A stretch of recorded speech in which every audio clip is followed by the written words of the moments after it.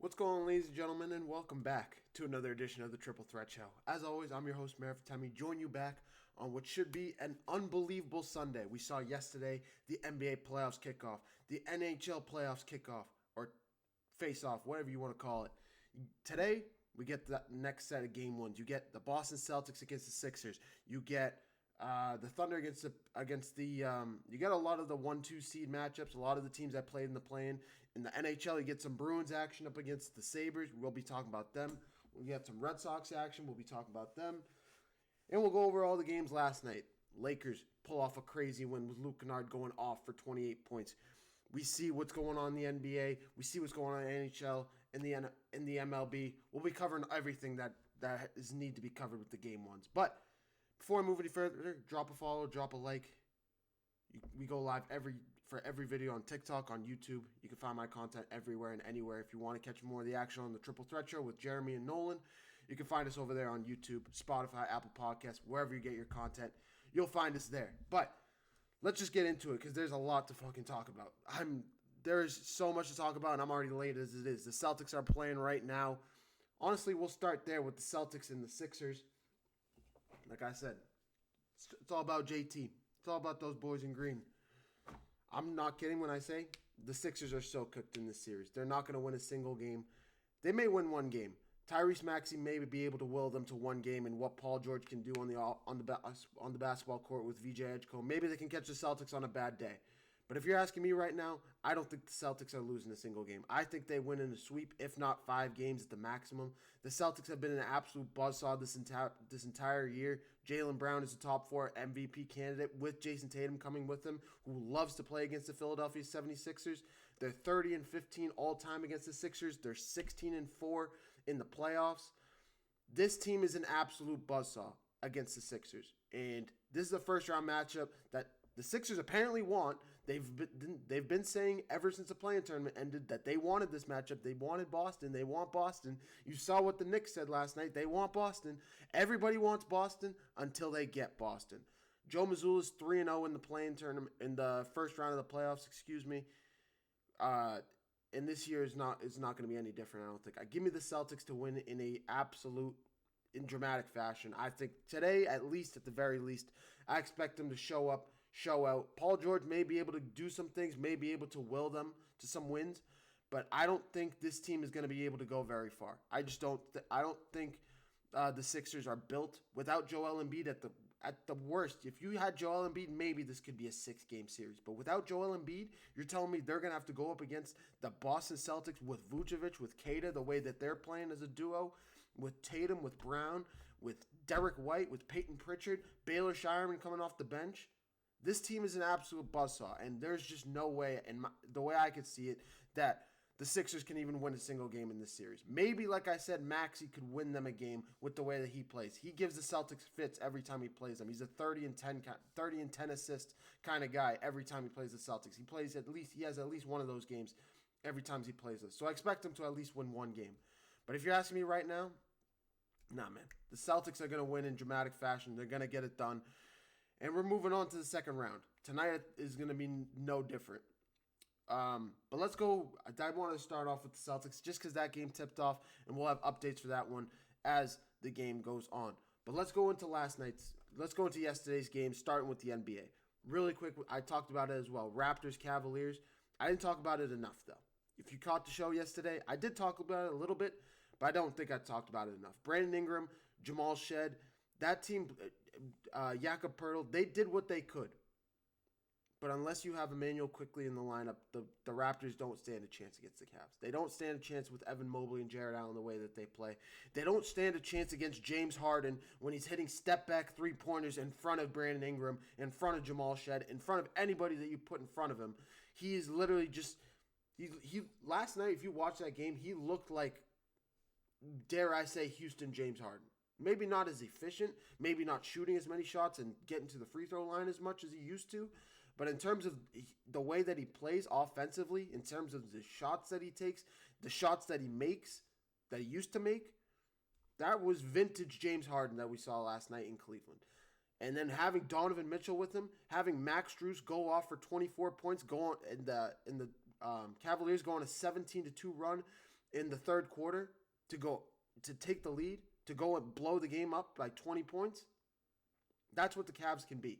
And that's if they can play like that, that's a Cavaliers team that can make it to a conference finals when they can avoid Boston like they are going to be avoiding Boston this year. That's the biggest reason why they wanted to hold that 4-5 matchup. They didn't want to chase the Knicks for the 3 seed because they didn't want to face Boston in the first round. They get to avoid Boston till the conference finals at the latest. And now you look at the Cavs and they actually look like a good team going up against a Raptors team. Granted, like I said, an undermanned Raptors team. When you don't have Emmanuel Quickley in the lineup with Quickley being a 20 point per game scorer, what he does for Brandon Ingram to open him up, being able to run the offense, get guys open. This is a Raptors team with a lot of future in them. They have a lot of pieces that if they can get their team healthy and together, they have a chance to do some things in the near future. But I don't think they have it right now. This is just going to be a learning experience. I still think the Cavs win in 4 games as they take game 1 by 13 points. But it doesn't matter at the end of the day. I think this is going to be a 4-game sweep. And we're just going to have to see what happens with this Raptors team going into next year. Maybe it goes 5 games. Maybe when Emmanuel Quickley can come back, when they go back to Toronto, maybe they can win a game. But until that happens, I'm just saying the Cavs are going to win in 4, max 5 games. Switching gears to the Timberwolves and the Nuggets. I was literally live on the show talking about the Timberwolves and Nuggets as they were playing. And I said it on the show. What I was looking at the box score, 4 turnovers in the first half for Jokic. You see what Gobert's doing with 10 points and 5 rebounds. Did Gobert have something going against Jokic? Did he find some sort of blueprint? And if you watch it, they were sending a double team with him and Jaden McDaniels at Jokic every time he touched the ball. Now, that doesn't mean Jokic wasn't doing crazy things, getting into the lane, making crazy passes from the top of the key. And when I say top of the key, I mean from the top of the three-point line key. This Timberwolves team is going to need to play at their best. And honestly, I think they played at their best yesterday. When you looked at how they played, they had a 12-point lead going into the third quarter. Or midway through the second quarter, I should say. Midway through the third quarter, the Nuggets go on a crazy 17-2 run to take a 15-point lead, blow the game up. Timberwolves try to climb back into it, cut the lead down to 6 at one point, but it didn't matter. Nuggets, the way that they play with Jamal Murray hitting the threes that he was hitting, the shots that Jokic was hitting down the stretch, Jokic finished with 25 and 20. Finished with a triple double, 25 points, 13 rebounds, and 11 assists. That's just what Jokic is. You can't cut it any differently. He's a beast. He's a man amongst boys, and when you put him up against Rudy Gobert, yeah, Gobert might have some luck against him at first, but when you bring Aaron Gordon with him, you can't have a 1v2 like that. Gobert he just can't handle it. With Cam Johnson, oh, I think I lost my camera. Great. Ha! Hold on.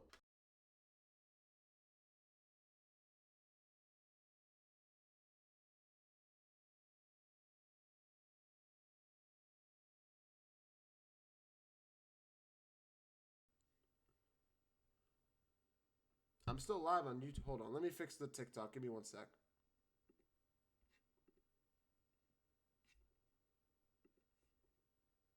Bro, what is this, bro? I'm mid-conversation and I just see all my shit goes fucking ass, bro. Well, I can just cut this. It's fine on OBS, but that was annoying mid-statement. I have to fucking cut myself off.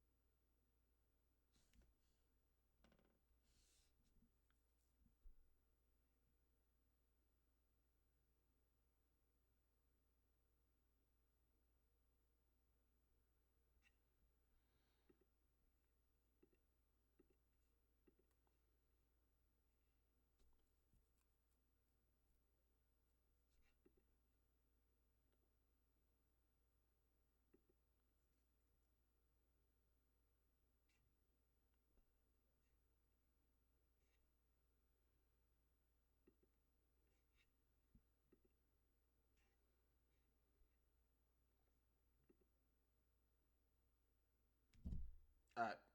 I think I fixed it. I think I'm back. My bad, guys. But what I was saying was, when you're talking about what the Nuggets are doing, I just don't see a world where. Let me fix this real quick as well. I just don't see a world where the Timberwolves can deal with what the Nuggets can throw at them. When you have Aaron Gordon the way he's playing, Jokic the way he's playing, Jamal Murray taking 16 free throws, 16 free throws for Jamal Murray. You can't when you have a game plan and and you have a guy like Jamal Murray getting to the free throw line and taking 16 free throws, the entire game plan goes out the window. It doesn't matter what you're doing against Jokic. It doesn't matter what you're doing against Cam Johnson, who still had 12 points in this game, still had a good game, even though he didn't have the best stat line, shooting 5 of 12. But his defense on Anthony Edwards and the rest of the crew, on Julius Randle, on Jaden McDaniels, changed the game. It absolutely changed the game. On the other side of things, like I said, for the Timberwolves, they didn't even play that badly offensively. I just don't think they have enough that can throw off what the Nuggets have. You remember when they played against the Nuggets 2 years ago, when they knocked out the Nuggets in 7 games, they had Karl Anthony Towns with him. Look at what Cat's doing in New York right now. Look what he just did last night, and we'll get to him in a second. Having 25 points in that game with 8 rebounds. That's what Cat is. That's what he brings to that team. Not only a defensive presence, which is minimal, it's more offensive as well. Being able to get into the pick and roll, kind of like a Draymond Green-esque role, even though he's not nearly as good of a defender as Draymond Green is. Jaden McDaniels is the defensive engine with Anthony Edwards. Julius Randle's not horrible either. And you saw last night, you had, 6 guys get into double figures for the Timberwolves? But you're not going to be able to get it done against a Nuggets team unless you can figure out a way to slow down Jokic, which you did, and at least slow down Jamal Murray. Jamal Murray is one of the best playoff performers there is. He's gonna continue to play at a high level the way he has been.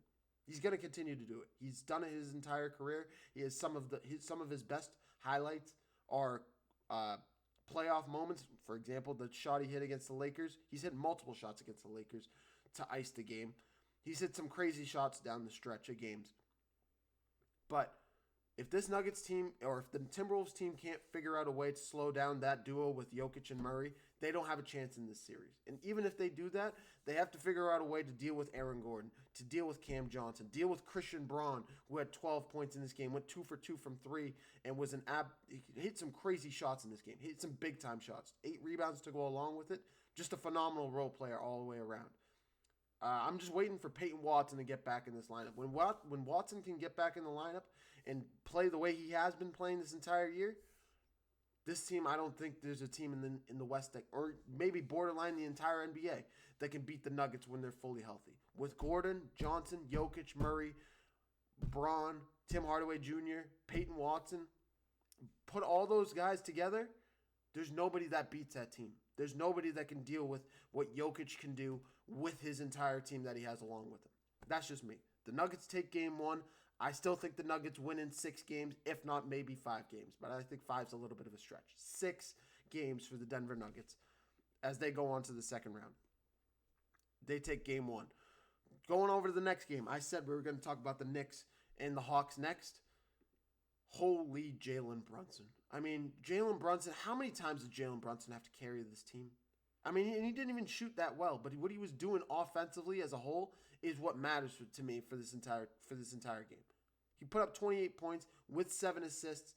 I mean, he was the engine for this entire team. Every time the Hawks went on a run, it was Jalen Brunson hitting a big shot that shut it down.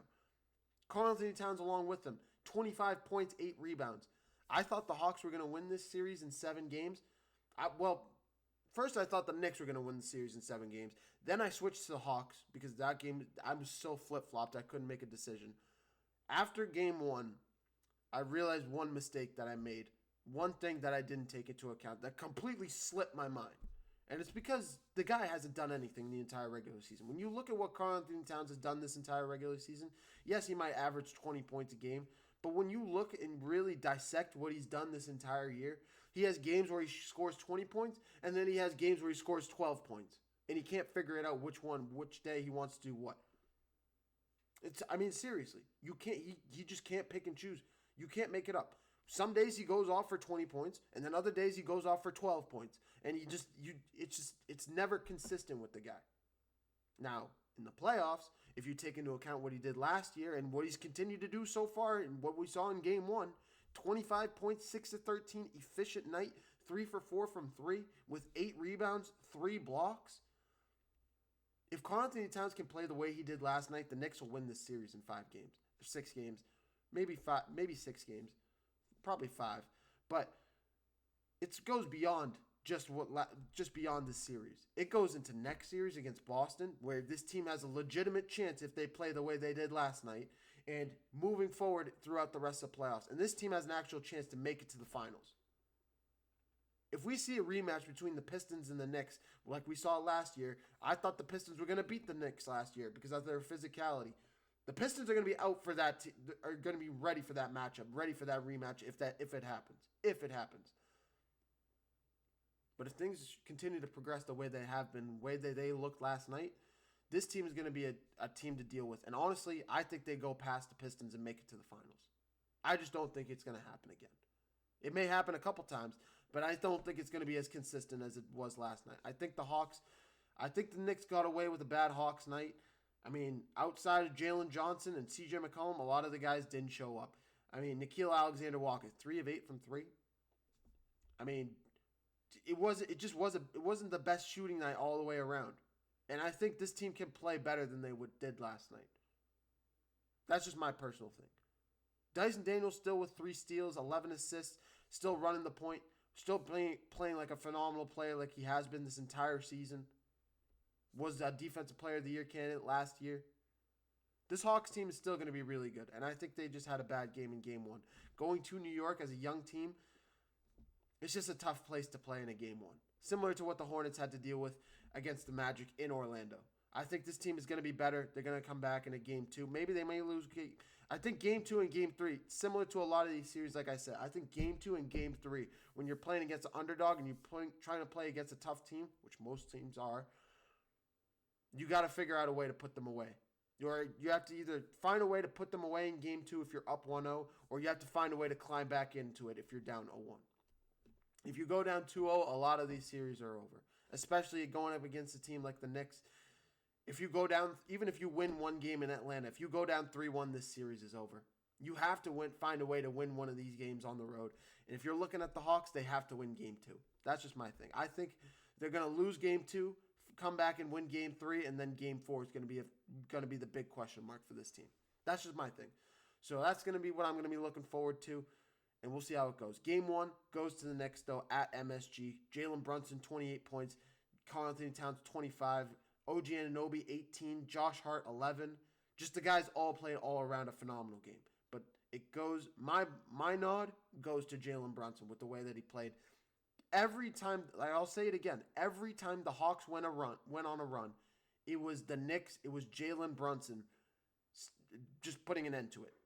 And he wouldn't let the Hawks get close. He would let the Hawks get close, but he wouldn't let them take the lead. Maybe it'll become a 2-point game, maybe even a 1-point game, maybe even a tie game. But the Hawks, I don't even know what was the biggest lead for the Hawks, if they even had if they had a lead in this game. I genuinely don't think so. So that's just my thing. I think the Knicks will win tomorrow. They won last night. They'll win tomorrow, and then move on to Atlanta for Game 3.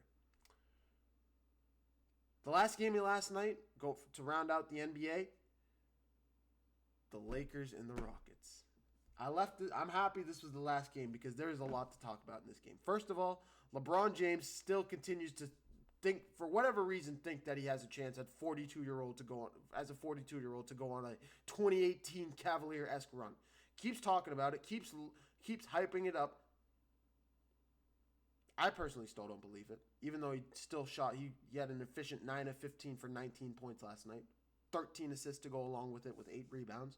Had a great game, LeBron James.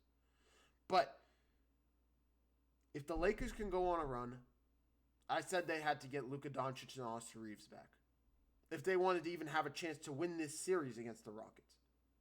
I thought the Rockets were going to go out there and blow the doors off the Lakers last night, to put everything to rest, to put all the hype to bed, because it was going way too crazy for a little bit there.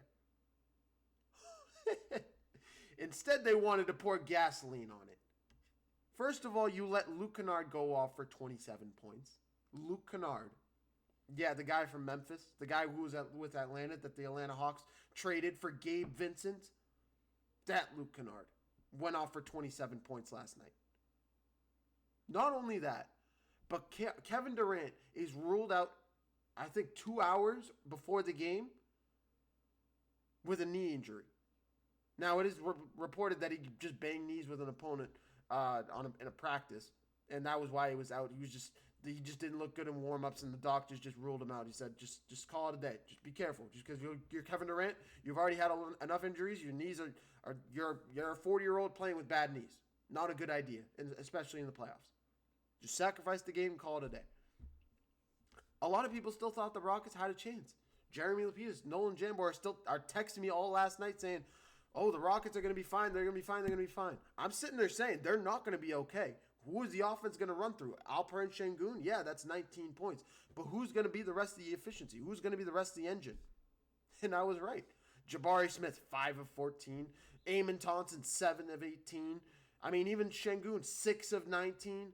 Reed Shepherd, 6 of 20. There was zero efficient shooting outside of Torrey Eason, who had a perfect night, 7 of 7 from the field, 16 points, 10 rebounds. He is the only guy to shoot over 50%. The only guy was Torrey Eason coming off the bench, and he played 25 minutes last night. That was it for the Rockets. That was their only saving grace against Luke Kennard, who decided to go 9 of 13. DeAndre Ayton, who had a double-double against Şengün, which is not a good sign. That has nothing to do with Kevin Durant. DeAndre Ayton playing the way that he did last night, if he can play at that level consistently, which is a question mark, we're going to be watching that, the Lakers might win this series. And if they can get Luka back, they sweep all the games. The thing is, I think the Rockets come back and win game 2. I think they see what happened. KD comes back with a sense of vengeance and wins games 2. They win game 3 as well. The Rockets will go up 2-1, and then Luka will come back. Either game 4 or game 5, Luka will be back in the lineup. Austin Reeves will most likely come back around a game 6 or a game 7, but I don't if it gets there.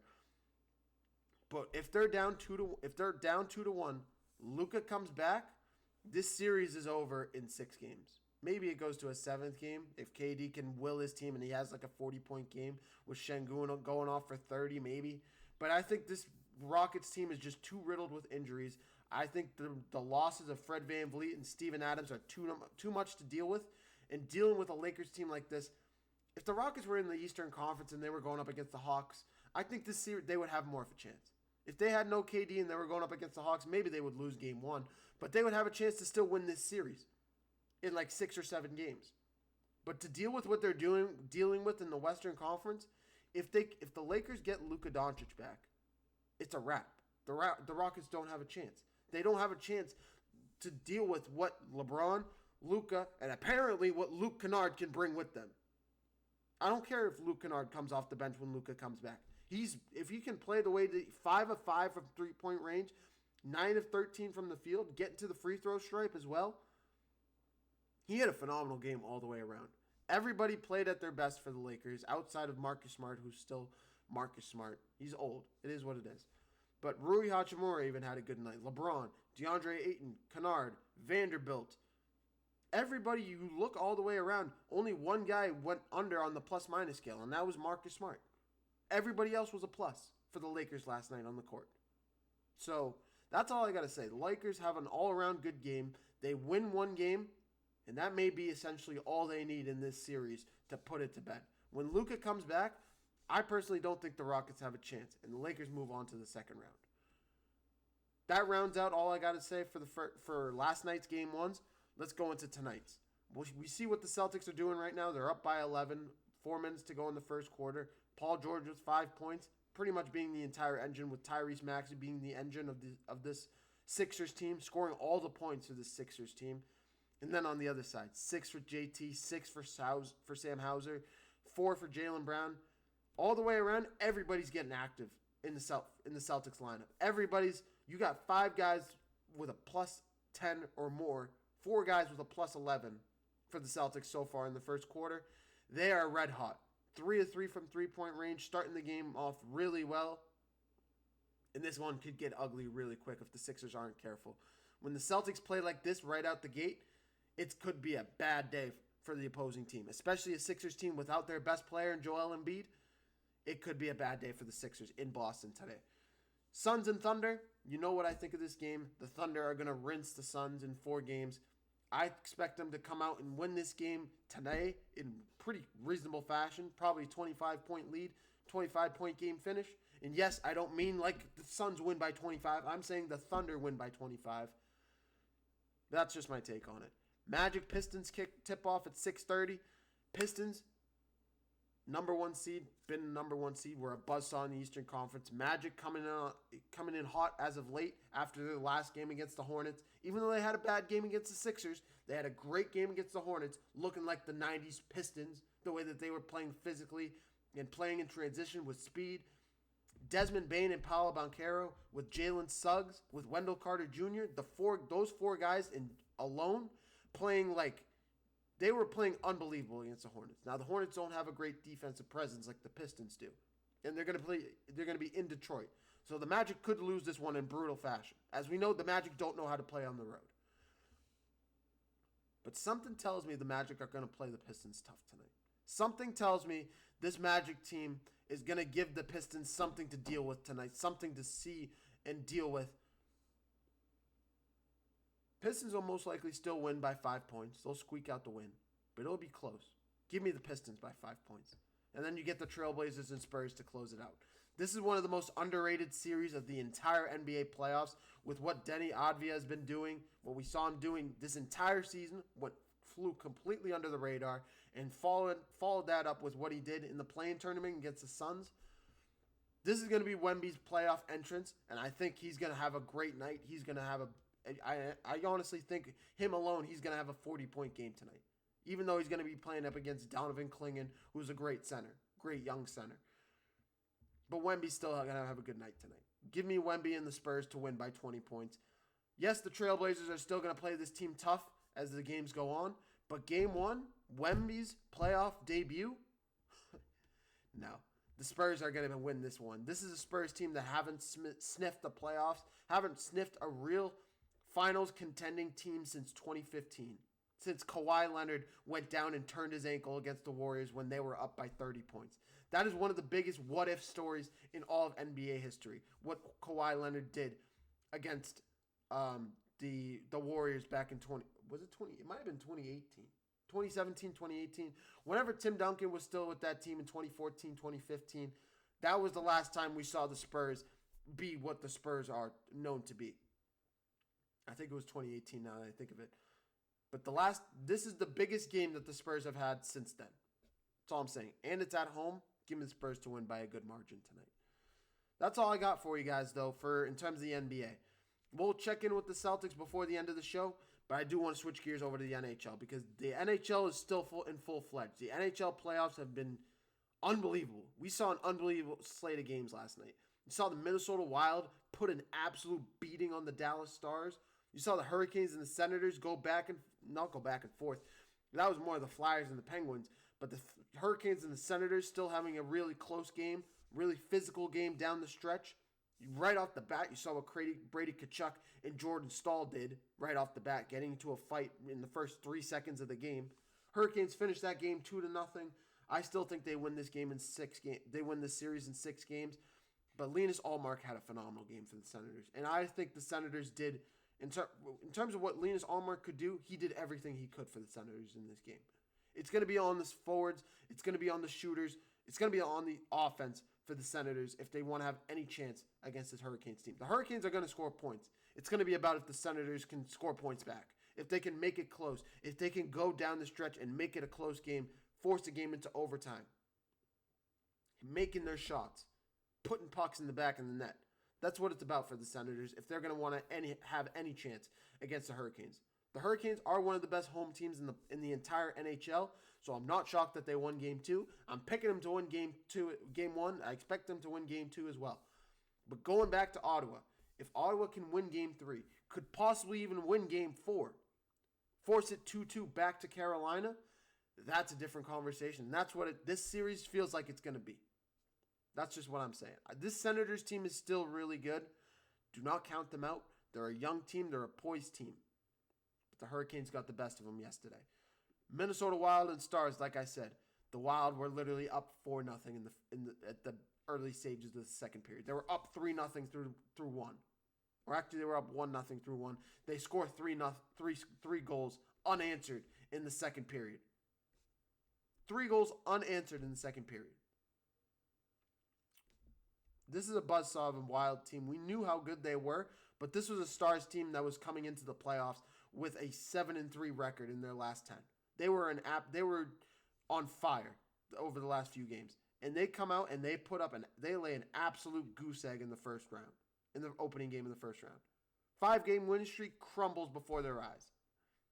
Minnesota Wild are really good. They were also 6-4 in their last 10. They were playing phenomenal hockey down the stretch. But if you're a Wild team, you got to feel good after if you're a Wild fan, if you're a Minnesota Wild fan, you got to feel good after what you saw yesterday. I expect the Stars to come back in Game 2. I'm still picking the Stars to win this series in 7 games. But after what I saw last night, you got to feel some sort of nervousness if you're a Dallas Stars fan. The Wild put an absolute rumping on the Stars last night. And then we get the game of the night. The Flyers and the Penguins was absolutely a game of the night. If there was one game that was back and forth going, both teams throwing haymakers, literally every time the game stopped, every time there was a stoppage, there was a scrum. Every single time. From the opening face-off all the way throughout the end. The Flyers are one of the best teams in hockey. They've been literally one of the hottest teams over the last few months. They finished the season with a win against the Canadiens, who are a Canadiens team who were hungry for the number 1 seed in the Atlantic. Wanted to play the Bruins in the first round. Doesn't happen because the Flyers beat them. Flyers are a damn good team. And they're playing up against a Penguins team who have a lot of experience. Yes, they're still young, but they're led by Sidney Crosby, who's still got some of the most experience in the entire NHL. He's been here. He's won a cup. Running with Erik Karlsson, who's been here. Tommy Novak, who's been here. They've been in these kinds of situations in the playoffs before. Going up against an extremely young Philadelphia Flyers squad who's experiencing this for the first time. I like Matvei Michkov. I think he's going to be the leader and he's going to find a way to put pucks in the back of the net. But if you find him on a night where he scores 0 goals, 0 assists, puts 0 shots on net, and you lose to the Philadelphia Flyers, that's a game that you should have. That's a game that if you're looking at the Penguins, you're saying, why didn't you win this game? This was a game that you had in your breadbasket. You had a chance to steal a game. And instead, it's the Flyers taking game 1 on the road. I expect the Penguins to come back and win game 2. But the Flyers winning this game was crazy. I mean, I picked the Flyers to win this series in 7 games, but maybe it could be 6 games. Maybe it could be damn well 5 games. This series may transition to Philadelphia and get ugly really quick. I'm not saying the Flyers are the Flyers of old from the 2000s or anything, but this is a good sign if you're a Flyers fan. This entire last 2 months have been a good sign. You got to feel good about how your team's playing. That's all I got for the NHL last night. Going into today, let me switch my hat real quick because we got to go with the Bruins. I wasn't putting on my Celtics jersey. I don't care. It's cold, man. I ain't doing it. Today, it starts off with the Kings and Avalanche. You know how good the Avalanche are. They won the President's Trophy. They're the best team in the NHL. They've been the best team in the NHL for a while now. But with what Korpisalo brings for the Kings offensively, with what Kemp brings with him, and yes, Kopitar, excuse me, not Korp. With what Anze Kopitar and with what Adrian Kemp bring with him, with what that duo brings with them, I think the Kings have a real fighting chance to win a couple games against the Avalanche. I'm not saying they're going to win the series, but with what the Kings have been putting on in the NHL the last couple months, at least the last couple weeks, this is a Kings team that you don't want to play in the first round. Now, I'm not saying, like I said, they're not going to beat the Avalanche by any stretch, but the Avalanche are going to have to play a complete game if they're going to beat the Kings. Play 4 complete games. If you leave the door open a smidge for this Kings team, they're gonna slam it open. That's what this Kings team is. They're that good of a team offensively. Defensively is a question mark. But offensively, they have the pieces to score goals. They have the guys that can put the puck in the back of the net. It's just going to be about what the Avalanche can do. And you've seen what they've done all year. They have a strong defense. They have a really good offense as well. It's going to be about what they can do. I expect the Avalanche to still win this game tonight and win this series in 6 games. But that's all I got to say about the Kings. They could steal tonight, but I don't think so. Game 1, I think the Kings can steal game 2. But game 1, nah, man, no. Canadiens and Lightning, this is probably one of the best series in the entire NHL. If the Wild and Stars weren't going back and forth, this was the best series on paper. Canadiens and Lightning, 2 of the best teams in the Atlantic, which was in a bloodbath of a division. You saw 3 teams score over 100 points. You saw 4 teams, actually, because the Bruins got to 100 points to close out the season. This is a bloodbath of a division. And you're telling me the Canadiens and Lightning, which was the Stanley Cup final a few years ago in the bubble, going back and forth against one another? I have the Canadiens winning this series in 7 games. Give me the Canadiens tonight. I know how good the Lightning are. I know how good Vasilevsky is and how good he's been this entire year. But give me the Canadiens to win tonight. They've had the Lightning number over the last few games. Throughout the regular season, they won the season series against the Lightning as well. This was just a tough matchup for the Lightning. You know how good the Lightning are, but the Canadiens are hungry. They're young. They're led by a phenomenal defenseman in Lane Hudson.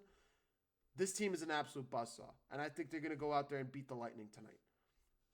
And then you get to the best game, Bruins against the Sabres.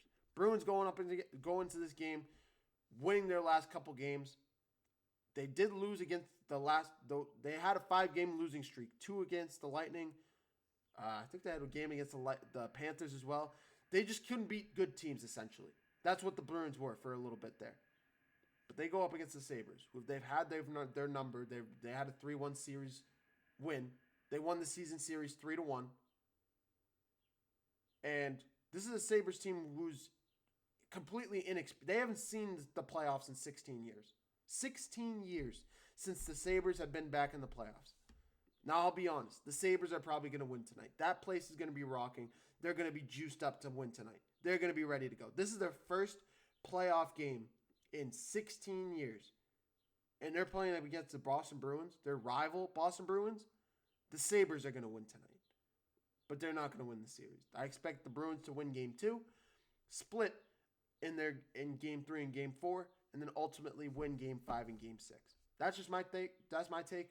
The Bruins have been phenomenal at home, so I expect them to at least win one of those 2 games. And I expect with their experience with Marcus Storm, I expect him to draw up a good game plan for this Bruins team to get after them. The Bruins are just one of the most physical teams in the league, and I think it's just going to be too much for the Sabres to deal with. The Sabres play with pace.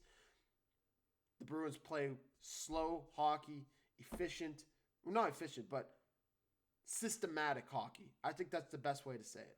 Sometimes a little too patient, but give me the Bruins to win this series, Sabres to win tonight. And then you get the Mammoth and Golden Knights to close out tonight. Mammoth this is their debut season. They're starting the NHL season, first year in the NHL with a playoff berth. They transfer from the Arizona Coyotes to Utah, and they make the playoffs, drawing the Golden Knights in the first round. This is a real legit matchup that they could actually win. The Golden Knights won the division, the worst division in the entire NHL. The Mammoth literally scored almost as many points as the Vegas Golden Knights did. They had more wins than the Knights did. Give me the Mammoth to win this series. But Vegas is going to win tonight. That's just my take. I don't know a whole lot about hockey, but I do know a whole lot about the Bruins. So I do talk about the Bruins and the Eastern Conference. I do know a thing or two about the Eastern Conference. West gets dicey, but the East I do know a thing or two about. That's just my picks tonight. We'll see how that all plays out. I got the Avs, the Canadiens, the Sabres, and the Mammoth to win tonight. 2 road teams, 2 home teams. We'll see how it all plays out. Before I go today, we got to go talk about the MLB because the Red Sox are playing today. Get to round out the entire Boston slate, even though the Patriots aren't playing because the Patriots started the season. Red Sox go up against the Tigers tonight to finish their season, that series against them. Tigers win last night, 4-1 victory after they dropped the series opener. I expect the Red Sox to win tonight. What I literally said verbatim yesterday. The Tigers are going to snap their losing streak on the road against the Red Sox. They're going to lose. They're going to win. They're going to win tonight, meaning last night. But the Red Sox are going to come back and win Game 3 and win the series. The Red Sox are just too good. They played really well against this team down the stretch. Going up against Tariq Skubal is no easy task, so I'm not shocked at all that they only put up one run yesterday. But I expect them to win today. They go up against them 4:35 today. I'll be back tomorrow to review how that all goes. My score prediction, 5-4, Red Sox win. That's my take. Let's see how the Celtics are doing real quick before I end off the show. My bad, by the way. I'm so tired today. I just needed to get a show in because we got to stay consistent, stay with the grind. 33-18 for the Celtics. 10 points for JT. He could 10 and 7 rebounds. And we're literally a minute, 30 seconds into the second quarter. Jason Tatum is, I'm not saying he's one of the best. I'm not saying he's the best player in the NBA. I don't even think he's the best player on this team. I stand by that. Jaylen Brown, it's still Jaylen Brown's team. But with what Jason Tatum is doing, you have to look at what he's doing and say, you can't argue against. You can't argue with what the numbers are saying. 10 points, 7 rebounds, 4 assists in 12 minutes. He plays all 12 minutes of the first quarter. Most likely going to sit the first few minutes of the second quarter, but I expect him to come back around the 7-minute stretch of the second. If this guy continues to play the way he has been, the Sixers are going to lose in 4 games. They're down by damn near 20. They're down by 17 points 30 seconds into the second quarter. On the Sixers side of things, Maxey and Paul George have combined for 14 of the Sixers' 19 points. Outside of that, Kelly Oubre with 2 points, Dominic Barlow with 2 points, and that's it. Paul George actually has 15. They have 15 points together. 15 of 19.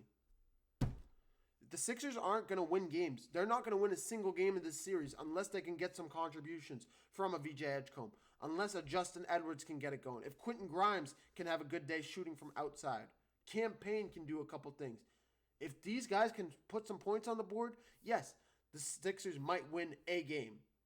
1. But if they can't, it's wraps. The Celtics are going to have their way with the Sixers. Tonight, they're going to win Game 1. They're going to win Game 2. And unless Paul George comes back in Game 3 or Game 4, the Celtics are going to win both of those games as well. So Sixers fans, you guys want Boston? Here, you got Boston. Thank you guys so much for watching another edition of the Triple Threat Show. I'll be back tomorrow to recap all these games in the NBA, all the games in the NHL, and preview the Game 2s to play on Monday. Thank you guys so much for watching. I'll see you guys in the next one. Peace.